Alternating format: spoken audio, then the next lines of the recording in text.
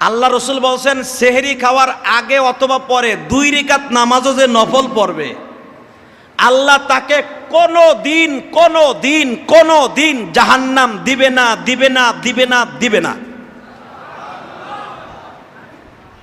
আমি আমার লাইফে, বলা ঠিক হবে না, বলি তারপরও, আমি আমার লাইফে, আমার মা মরছে তো আমার বালে ঘর আগে, আমি এই হাদিসটা যেদিন থেকে পড়ছি ছাত্র জীবনে, সেদিন থেকে আমি এই আমলটা করি।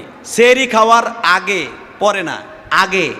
ইলিয়াস রহমান জিহাদি তার জীবনে 8 রাকাত নফল নামাজ পড়ে নাই, আমার জীবনে এরকম নাই। রসুল বলছেন সেহরি খাওয়ার আগে অথবা পরে 2 রাকাত নামাজ যে পড়বে নফল নিয়ত করে, আল্লাহ তাকে, আমি নবী বললাম, জাহান্নাম দিবে না, দিবে না, দিবে না। এইভাবে 3টা তাবুর দিয়ে রসুল বলছেন। কিয়ামতের মাঠে উম্মতে মুহাম্মাদি গড়ে কেন জান্নাতে যাবে, একেবারে গড়ে হারে। আজকে আপনাকে বুঝাই দেই কোরআন শরীফ থেকে, এটা আমার বাপের বানানো কথা না। আপনি আম বিক্রি করতে যান, পেয়ারা বিক্রি করতে যান, আলু বিক্রি করতে যান, টমেটো বিক্রি করতে যান, প্রথম কেজি মাইপা বেচেন, কথা কন। কেজি আপনার আমের কেজি 200 টাকা,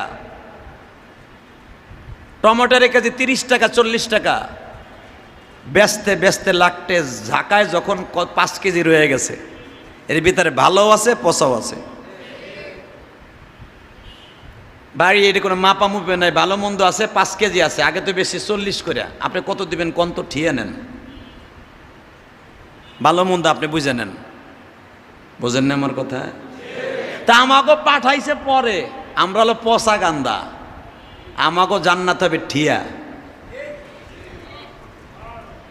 এত দামি কথা কইলা মুখ দিয়ে বাইরেই না। ইফতারি খাওয়াই লইলে মনে জোর হইতো। হ্যাঁ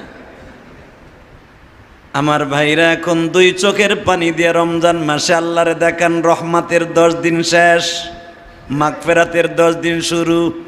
আমার আল্লাহ যে বলছে ওয়াস্তাগফির, নবীজি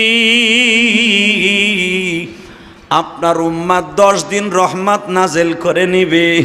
মাথার উপরে 10 দিন যখন তাদের রহমত পতিত হয়ে যাবে গো নবী,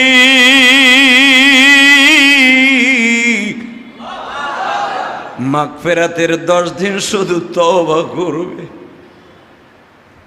যত গুনাহ করছি মাওলা 11 মাসেতে মাফ করিয়া দিবেন মোদের রমজানে। মাফ